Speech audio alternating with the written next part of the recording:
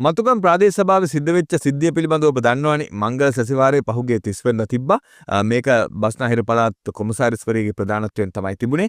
මේක වඩා වැදගත් වෙන්නේ මේ විපක්ෂයේ മന്ത്രിවරු ටික පාර්ලිමේන්තු මන්ත්‍රී ජගත් විතාන විසින් එක්තරා ගෙදරක රඳෝල ඉවර වෙලා සභාවට අරන් ආව කියලා කතාවක්. කොහොම හරි වාර්තා වෙන විදිහට ඇත්තටම මේ සිද්ධියේදී ජගත් විතාන මන්ත්‍රීවරයාගේ මහගෙදර කියලා හඳුන්වන ගෙදර තමයි මේ විපක්ෂ මන්ත්‍රීවරු ඉඳලා තියෙන්නේ. ඉතින් ජගත් විතාන මන්ත්‍රීවරයාගේ අතින්ම තමයි මේ කට්ටියට කණ්ඩ බොණ්ඩ ඔක්කොම දීලා ඉවරලා පහුවදා ඒ කියන්නේ 30 වෙනිදා මේ ඡන්ද විමසීම තියෙන දවසේ මේ ගෙදර ඉඳන් මතුකම් ප්‍රාදේශ සභාවට පයින්ම ටවුන් එක මැද්දෙන් මේ මන්ත්‍රීවරු ටිකත් එක්ක ජගත් විතාන ඇවිල්ලා තියෙනවා.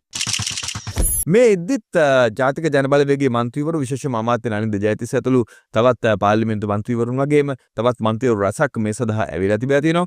දිගින් දිගටම NPP කිව්ව අපිට රහස් ඡන්දයක් ඕන කියලා. හැබැයි සමගි ජනබලවේගයේ කණ්ඩායම් කිව්වේ නෑ අපිට විවෘත ඡන්දයක් ඕන කියලා. මේක තෝරා බේරා ගන්නත් තිබ්බ අන්තිමට ඡන්දයක්. ඒකෙදි තීරණය වුණේ මෙතන තියන්න ඕනේ විවෘත ඡන්දයක් කියලා. මේක වාර්තා වෙච්ච ගමන්ම මෙතන හිටපු ජාතික ජනබලවේගයේ ඇමති නලින්ද ජයතිස්ස ඇතුළු මන්ත්‍රීවරු ටික නැකෙටලා සභාවෙන් ගිහිලා තිනවා.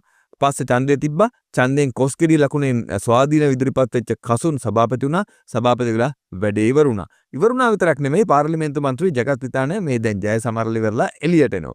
එළියට එද්දි මූණට මූණ හම්බ වෙනවා බස්නාහිර පළාත් කොමසාරිස්වරිය. මැඩම් ඔබතුමීගේ මූණ ලස්සනයි.